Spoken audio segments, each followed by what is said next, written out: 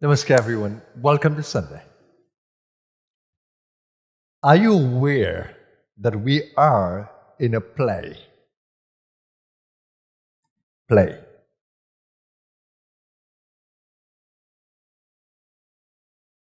Some call life a game. A game. Or play. A play of what? A play of cause and effect, a play of karma.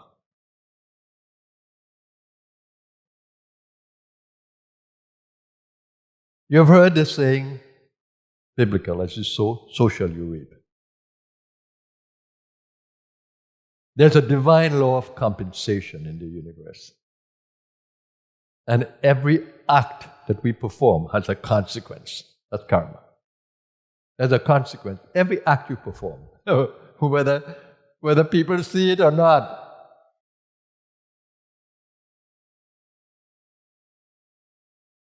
And every thought is an act, mental act, right?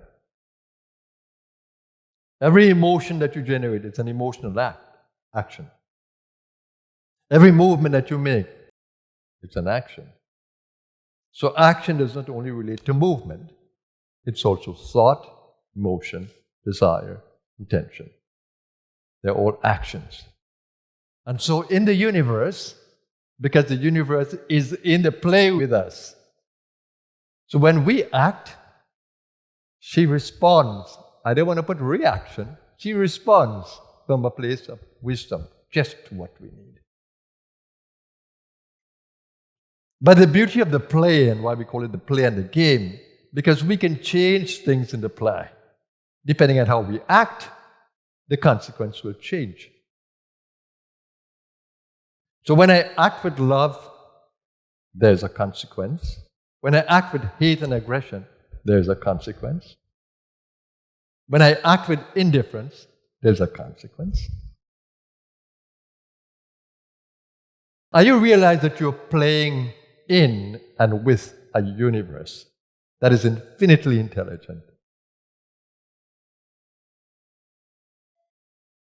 So all the things that you would have done in the past, they have consequences that are still there. Do you know why? Because the memories of the past are still living inside of you. It may be gone from the physical space, but they're living inside of you. Do you know that? Do you know that all these memories are still inside of you? And not only the memory of this lifetime, but the memory of lifetimes and lifetimes and lifetimes. Why do you think when I meet you again, you say, oh, I feel like I know him. I feel so bonded with him. I'm drawn to him. Why? Because we have met in the past and we are meeting again. Based on those memories, those events, and there are events within you, in your memory field, that have not been brought to closure.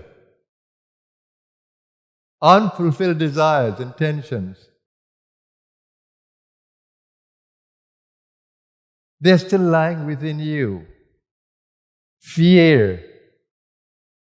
Patterns of fear are still being carried in your consciousness.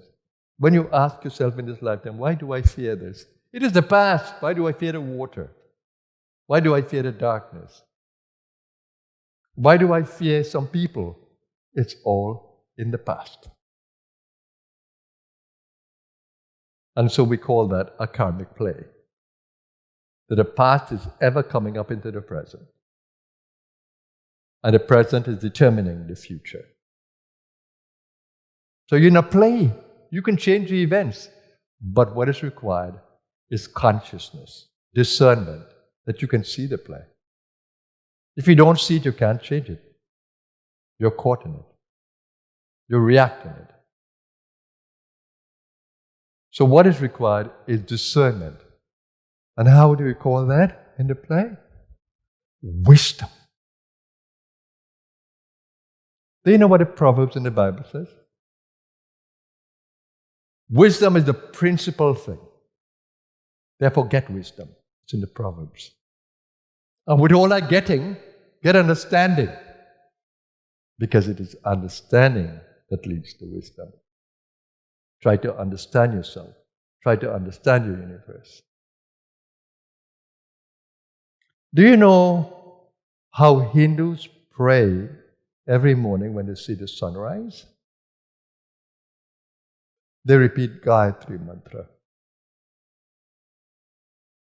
And Gayatri is a prayer to the light within, the transcendent light. Asking it to take away sins. It refers to that light as a divine light. Devasya.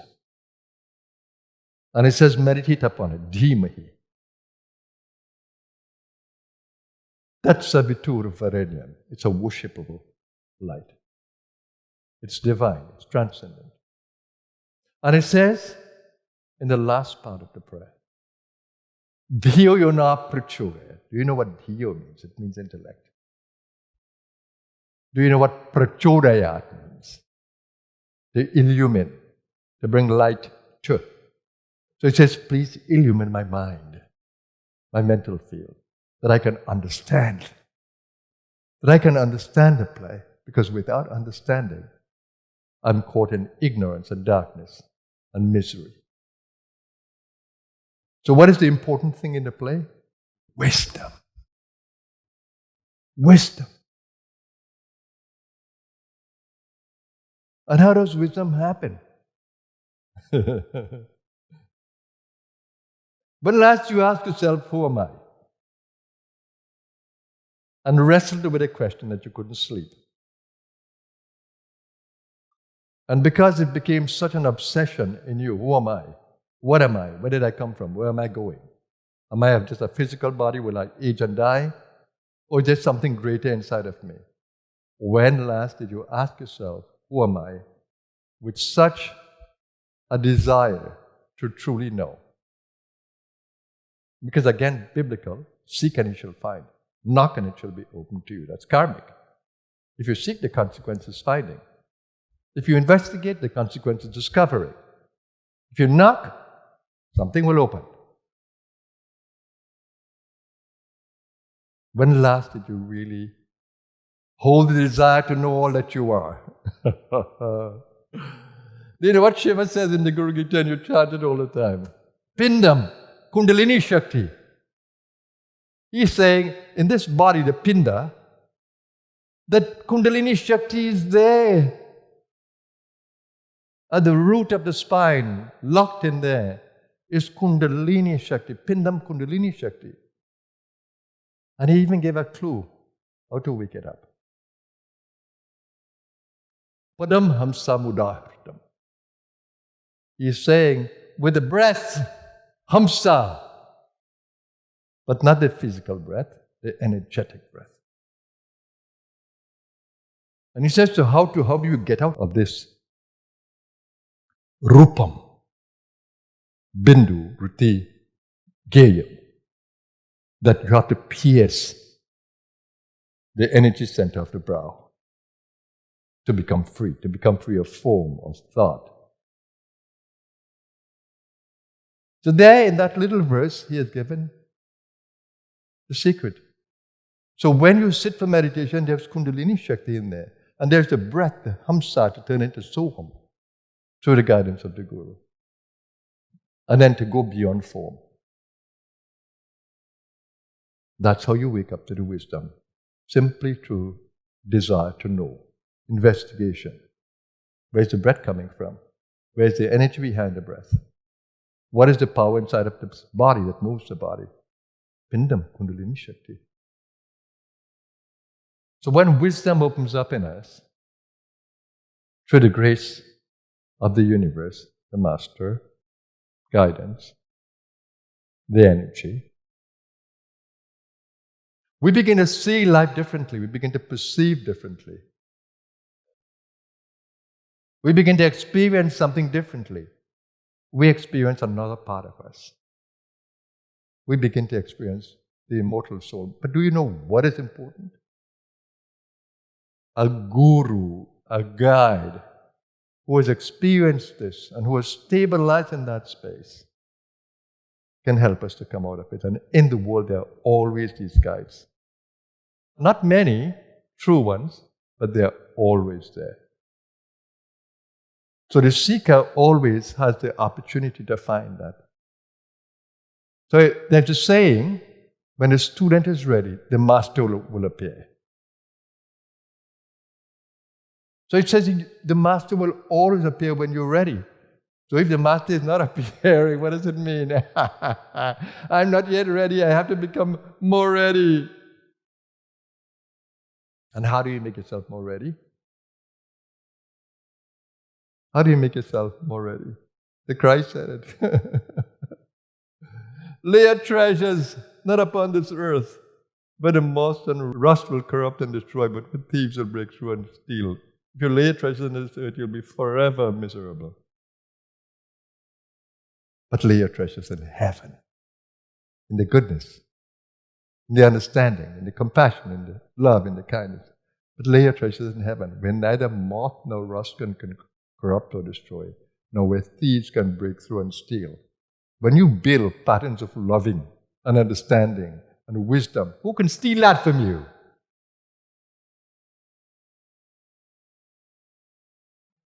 You remember what Shakespeare said? He who steals my purse steals trash. It's not in the money, it's not in the possession. Why do you spend so much time acquiring and not acquiring wisdom, virtue, goodness, merit?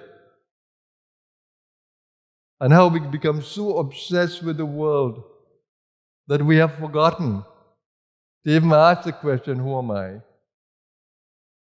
Or even to desire to know ourselves more. Am I this pinda, this body? Am I something more? Am I the Atma or am I the Sharir? Sharir is the body.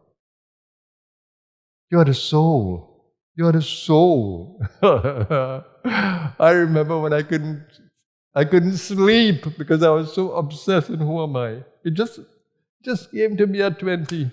Oh my God, I'm going the wrong way. All these flashy things of the world don't appeal to me anymore. I just lost it on my 20th year in this planet. I lost it. And I became obsessed with knowing me. Who am I? Where did I come from? I felt so lonely. I remember going into the library in San Fernando.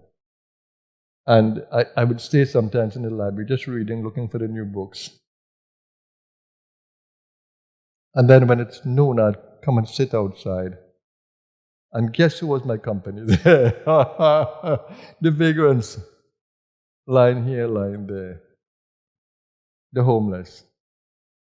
And I thought to myself, I'm just like them. I'm totally a vagrant, homeless. I don't even know where I'm going.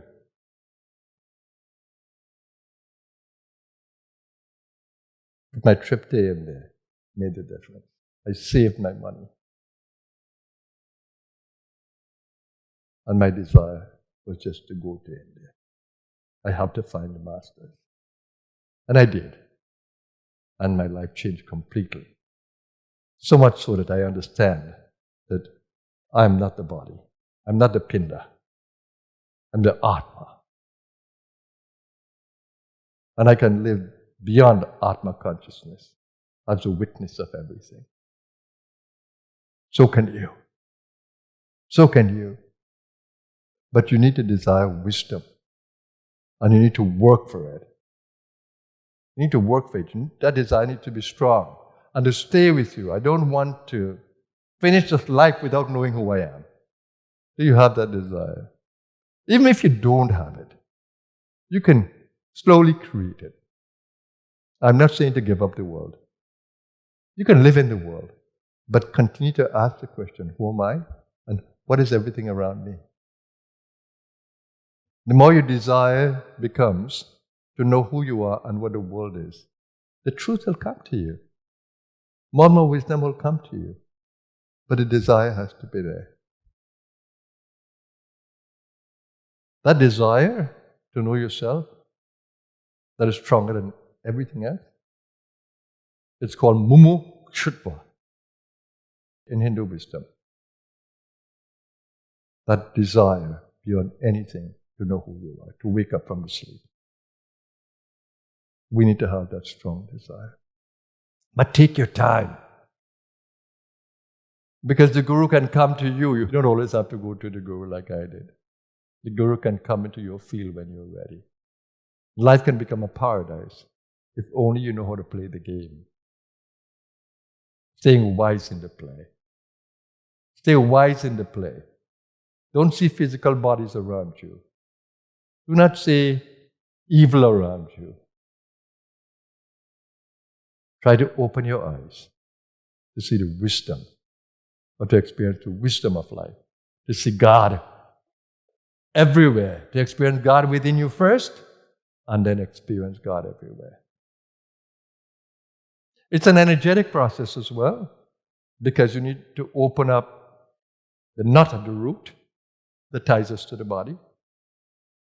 It's called Brahma Granthi, the knot in the root. And then you need to open the knot of the heart. It's called Vishnu Granthi, a knot. You need to untie that knot. Some of you feel the pain when Kundalini is open. You feel a pain in the heart. That's a knot. But you can loosen that knot through loving, loving, loving, loving, loving. Can you love beyond condition? Yes, you can, if you really want to. Can you forgive? Yes, you can. That opens up the knot of the heart. And then the greatest knot of all, Rudra Granthi, the knot of the mind, that holds the soul in the ground, breaking that knot. When that knot breaks by the grace of the divine, then wisdom will enter the mind. Wisdom will enter the mind. So wisdom is the greatest thing in the play. The Bible said, therefore, get wisdom. And with all that getting, get understanding. Seek to understand. Seek to understand, to truly understand.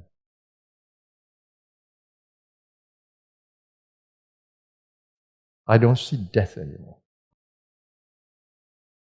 I cannot die. That which is me cannot die. Body will fall off, and the divine wills, but I can't die. That which says I within me cannot die. I go to bed with that, and I wake up with that. And I live from that space. I cannot die. I'm ageless. I'm divine.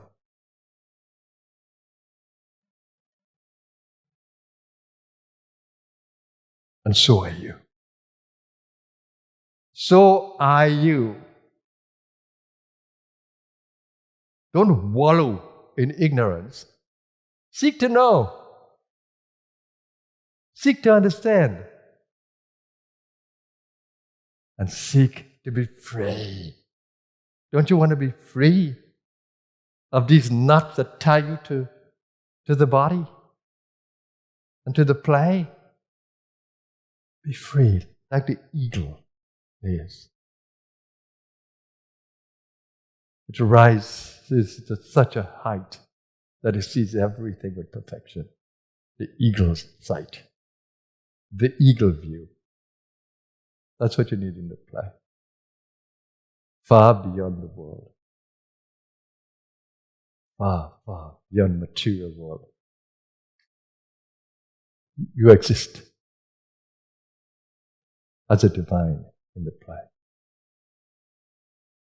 So that's my message to you on this Sunday. Seek wisdom in the play. Seek understanding. And seek to be free. Have a blessed Sunday, everyone. Namaskar.